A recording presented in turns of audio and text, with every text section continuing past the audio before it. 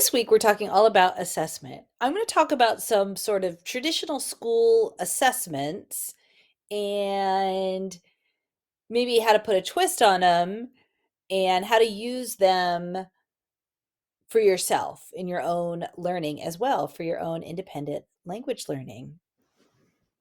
So, the first one is the classic quiz. So, I love quizzes because they're short and focused on usually a really specific set of vocabulary, a specific skill, whatever it is. I absolutely love them. So quizzes, I mean, they could be anything, right? So it could be, it's so much fun teaching languages in that way and learning languages because it's all about, you have the whole world to draw from for your content.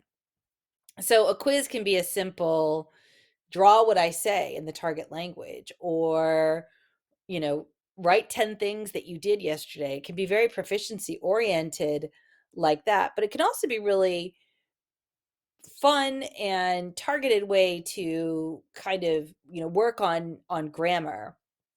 And so a little twist on the quiz, having students all submit a quiz question. So they could all put it on an index card or a post-it note, and they take one question from whatever it is that you're doing and they submit it. And of course you're gonna edit this and take out the mistakes, but it's really great because it actually gets them learning again. And as an independent learner, it's really great now that we have so many tools out there to access language. And I'd like to share with you something that a lot of teachers use. It's called Quizlet. And it has sets of, learning vocabulary. And I want to say that all content areas that are taught sort of in schools, I've seen there, but the language teachers were there early. So it is a gold mine for independent learners in tons of languages. And there's study and games, and there's quizzes. You can quiz yourself. It's a fantastic resource. So Quizlet. The next resource, I have this book open, and really, I'm thinking of your textbook. So just as we had talked about students writing quiz questions, they can write test questions, right? So tell them, you're going to make a test for this chapter and you have to include X number of questions. What will they be? And really, they're, they think they're kind of getting away with something, but really they're actually studying, right? So you give them the parameters, whatever it is, it has to be one speaking part and one writing part and one reading part, or whatever it is that you want. And they actually create the test that you put together and give them. If you're an independent learner, I think a really great resource is Amazon for used old textbooks and used old test programs. A lot of times you can find the testing programs too, which will have the keys and the answers. So, a book that's sort of out of print, an old French book from, 2010 or whatever, can be had for a few dollars, and it's a fantastic resource for studying. One thing that we do in a lot of American language classrooms is something called an integrated performance assessment, so, or IPA for short. And all it is an assessment that assesses all modes of communication. So interpretive, what we understand; presentational, one person either speaking or writing something like an essay or a speech or something; and then interpersonal, that's interactive. And it's really just kind of a fancy name for a lot of real world language tasks do this. So for example, let's say we watch a television show and then it was really good and you want to see what other people are saying about it. So you Google and see what all the blogs are saying about it, and then you talk with your friends about it. So you've done something in something real life in all modes of communication. And so these types of assessments are meant to mimic that. And you might have a theme, for example, um, you know, I don't know, let's pick one. I guess what's happening, in the news. And so maybe you'd read a news article and you'd watch a short clip of a video, and then you would talk about it with somebody. For example, ours tend to be much simpler, what you would be doing in school, because most of our learners are at the A and B level.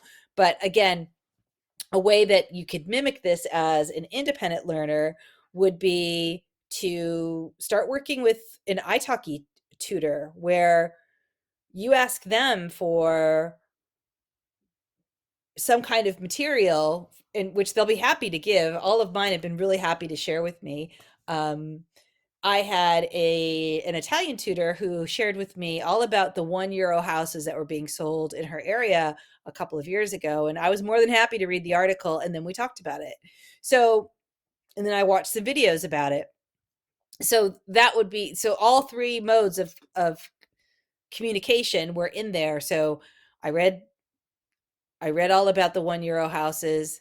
I did further research. I found videos and watched it, and we talked about it. So I did something interpretive and I did something interpersonal. Now, what I didn't get there was the presentational piece, which I could have done, maybe written in my journal about that experience. I didn't really feel the need to, but I think you understand what I mean here. It should involve all three modes of communication, but it's really that sort of natural language acquisition. The next one is errors. So we want to encourage errors because it means you're learning, right? Don't let errors stop you from communicating. But one thing I find is, I've had some students and some learners who really analyze their errors, and they ask a lot of questions, which is great because they really want to just be done with it. And we all have to move through those stages, right?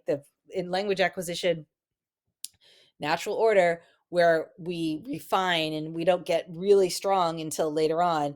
But a fun activity to do is, and you got to have an atmosphere. If you're a teacher, you have to have an atmosphere of things being really safe. If you have independent learners, they like to very much talk about their errors, but maybe in a school setting, not so much. They don't want to deal with it. They don't want them pointed out to them.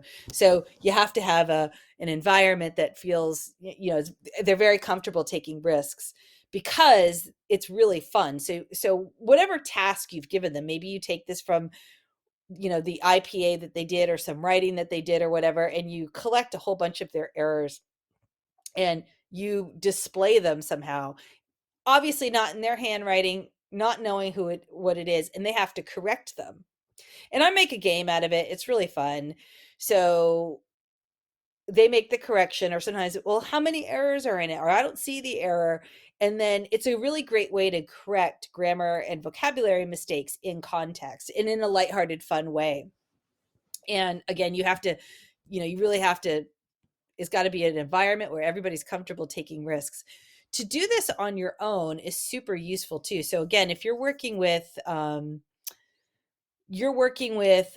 tutor, this is a great thing. This is probably one of the most valuable assessments. So we talked earlier in an earlier video all about, journaling or fluency recording, right? Which is really just speaking journaling, and those errors.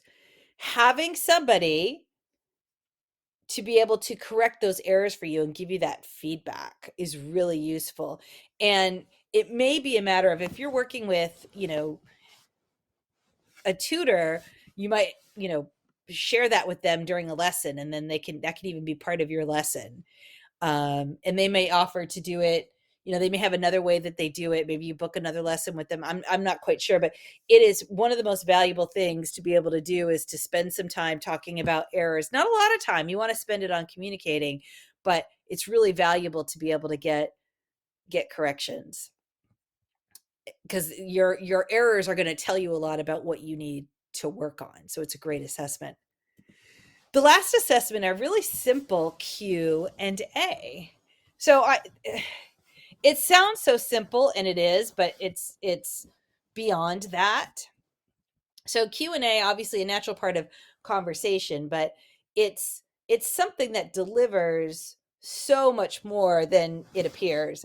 And it works for all levels of languages. So, in a beginning language class, after a few months, you can really start implementing this where you have them all write questions and then they practice, obviously, answering them. But you can make sort of a test out of it where, everyone has to ask and answer a certain number of questions. And, give them a practice session before. They'll get really comfortable with it. There'll be a lot of speaking, a lot of all the vocab and grammar that you used. Really, you're going to see that really start building into fluency. While it's not necessarily a natural conversation thing, it can be a really great skill builder for speaking and listening and writing as well. If you're an independent learner, I want to share with you a story I've shared a few times about Benny Lewis. So he's all about speaking from day one. And one of the things he does is he gets on with his italki tutors and he memorizes some phrases and words and makes some questions. And even if he has to write in the chat box, that's what he does. But basically, when you ask questions to a native speaker in that kind of environment, you're going to get back all the things that they say in their answers. So that's all language that you get to acquire, and then it becomes yours. So while it's simple and it's not natural and it's really kind of deliberate, it is a quick way to gain fluency, whether in a class environment or in as an independent learner. It's research based. It combines that language learning as well as acquisition. And if you're not working with the tutor, you can kind of do this on your own. You can make questions, though it's a lot more fun to make this interactive. And you can use this in your reading, make your own questions and find the answers. So thank you so much for tuning into this series of there's 4 other videos on assessment, and I hope you find these useful in meeting your language goals. Until next time.